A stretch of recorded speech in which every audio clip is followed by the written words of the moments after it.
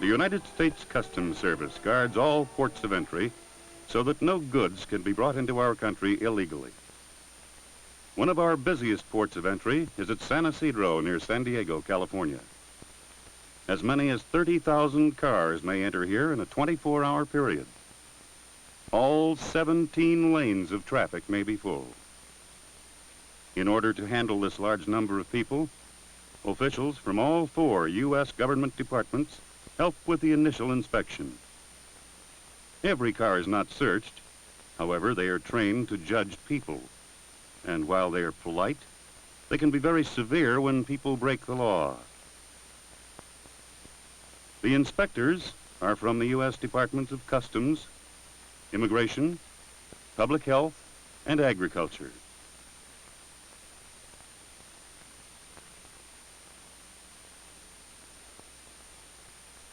The inspector questions this man and asks to see the trunk of his car. He finds nothing wrong here. Many people cross the border for only a day. These children will visit their grandmother in San Diego.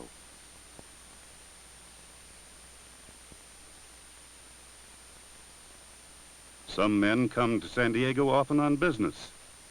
The officer knows Mr. Odessa well. He's going to San Diego to buy merchandise for his hardware store.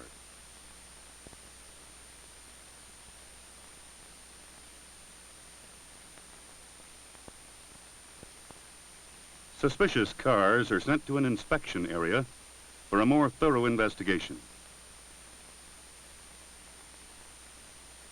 This man looks questionable. An officer from the U.S. Department of Agriculture checks his papers and questions him.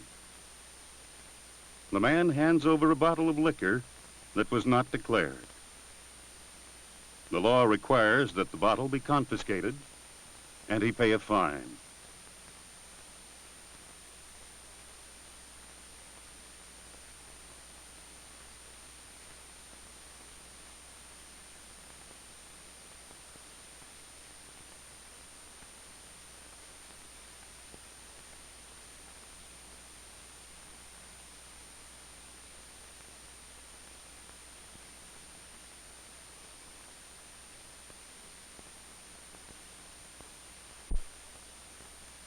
The Mexican officials, too, check all people and freight entering their country. Every country has different laws for collecting duty.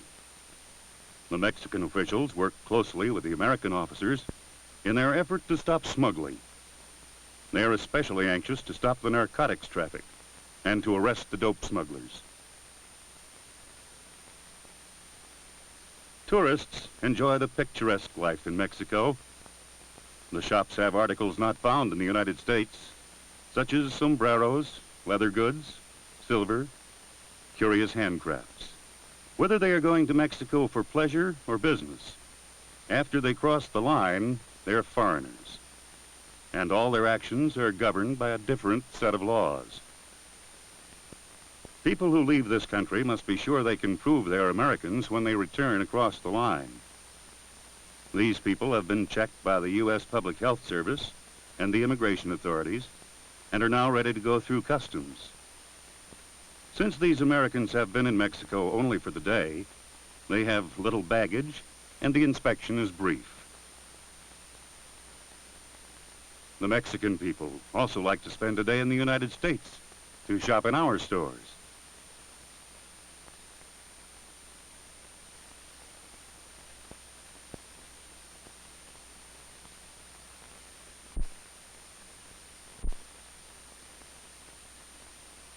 Inspector Emery asks Mrs. Damon to open her suitcase. Mrs. Damon seems upset, and the officer goes through her bag carefully. It might contain smuggled goods or illegal money.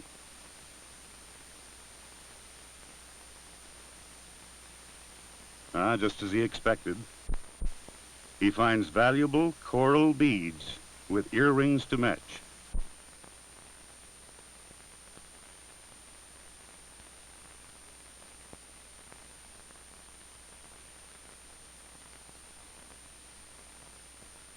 Amber from French Indochina, and jade from India. Tourists to Mexico are permitted a liberal allowance. However, they must declare their valuables, and if they exceed the limit, they are subject to a fine. Mrs. Damon will pay a fine because she did not declare her purchases. A train is only passing through a corner of Mexico. The officer will seal the cars so they cannot be opened while out of the country. When the train returns, inspection will not be necessary if the seals have not been broken. The United States is bordered by two friendly nations. There are no fortifications on our land borders, as there are along the borders of most of the other countries of the world. At our international airports, planes arrive from many different parts of the world. At Los Angeles, a Pan American plane from London. As soon as the public health officer clears the plane itself, the passengers disembark.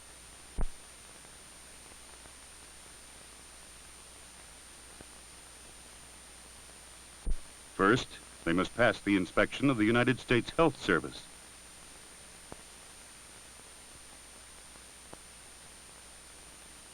They show their vaccination certificates, and the officer glances shrewdly at each traveler to be sure he looks healthy.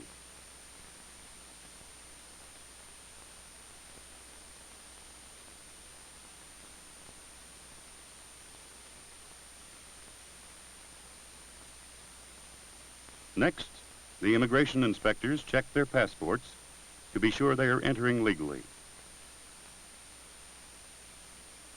Then on to Customs Department for baggage inspection.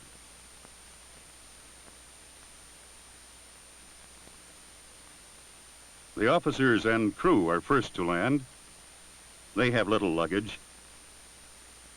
Many rules cover the variety of imports. A biology professor is bringing in some unusual roots to use in research.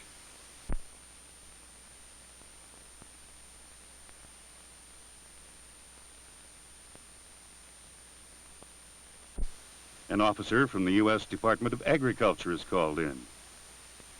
He examines them and declares them harmless. They are not on his list of forbidden plants and will not endanger American crops. Mrs. Blair brings in a number of things, among them a bottle of rare liqueur which she failed to declare. The liqueur will be confiscated and she'll pay a fine.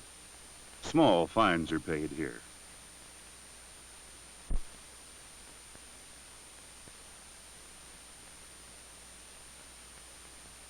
The work of the customs inspectors is not finished when the passengers leave.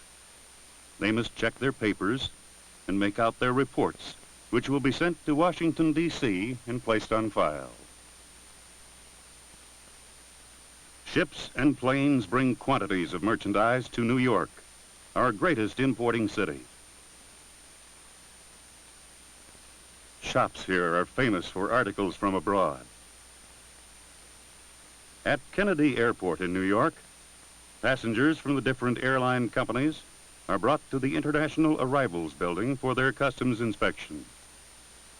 Friends and relatives waiting for passengers may watch the customs procedure from the balcony. The officers carry out their inspection as quickly as possible, so the travelers will not be delayed.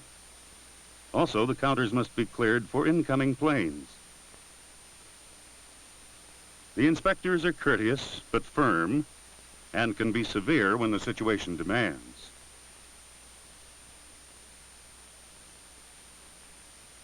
Children watch the procedure with interest. They are impressed with the quiet efficiency with which the officials carry out their difficult work.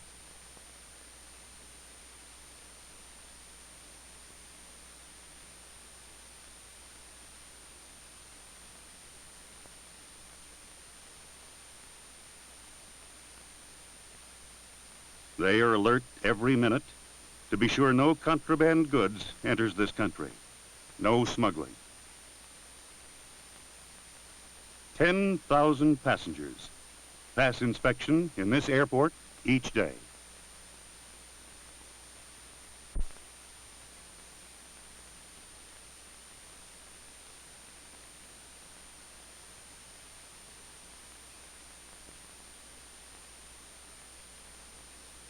In this public auction room are the articles confiscated, as well as those not called for. The travelers may have died or forgotten their parcels, or have given the wrong addresses. After a period of time, this merchandise is sold at auction. The sales are advertised, and people may come ahead of the public auction to examine the articles and decide which they want to bid on.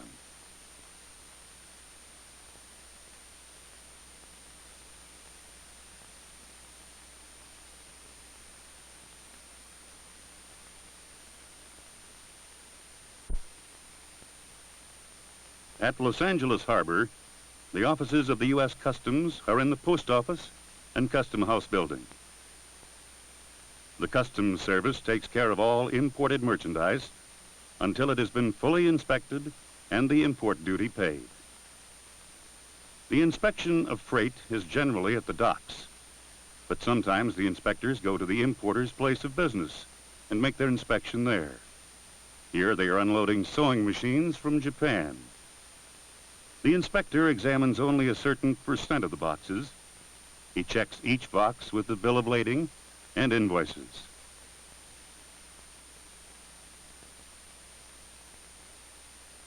Each year, more than $18 billion worth of merchandise comes to this country from foreign ports. By their careful work, the Customs Service saves our nation millions of dollars each year.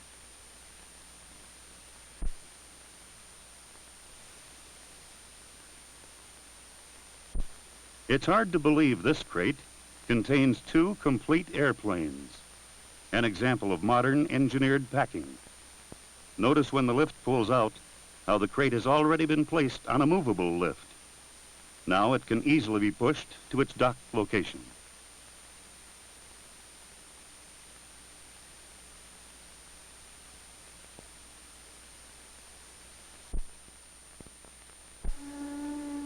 A passenger liner arrives from the Orient.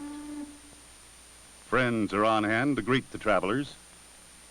The public health and immigration officers made their inspection on board while the ship was docking.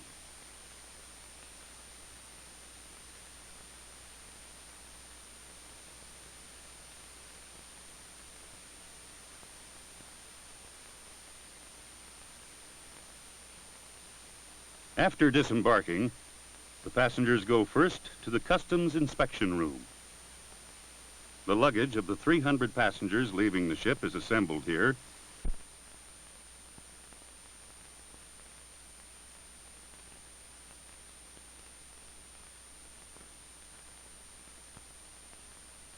And then placed alphabetically according to the individual's last name.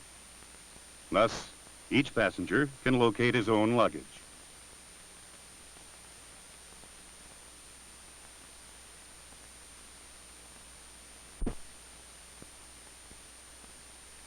Mrs. Tremont is returning from a trip around the world.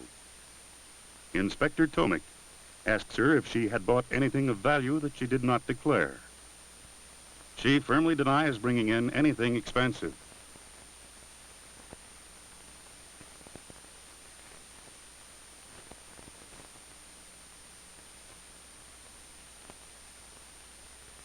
But the officer is not convinced. His trained hands quickly investigate the different pockets of the suitcase. People hide things in odd places, such as pillboxes, belts, the heels of shoes, and false-bottom suitcases.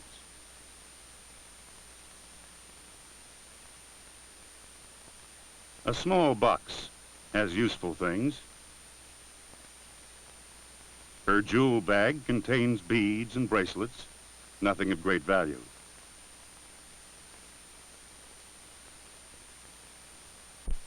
Her cosmetic bag looks harmless, but he decides to look further.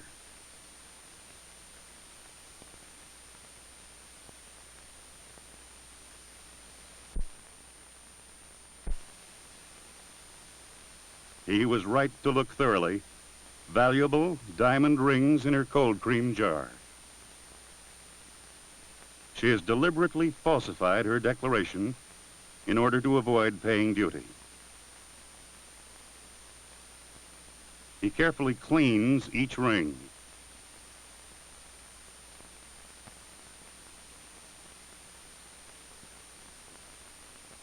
Well, they're indeed very fine stones.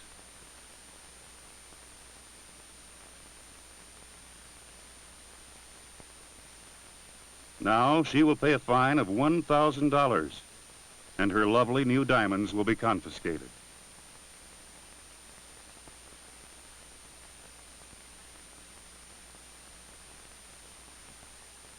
She's not a criminal, but did not realize how important it is to make a truthful declaration.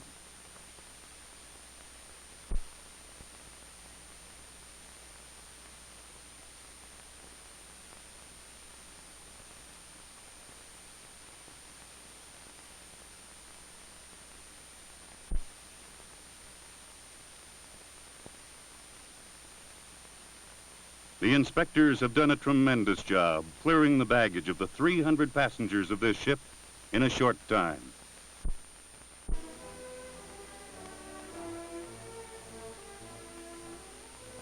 And so the fine work of the U.S. Customs Service continues, as it has for 175 years, playing an important role in the American economy, enforcing the laws of the land. Our country's trade is safe as long as the customs inspectors stand guard night and day at our ports of entry.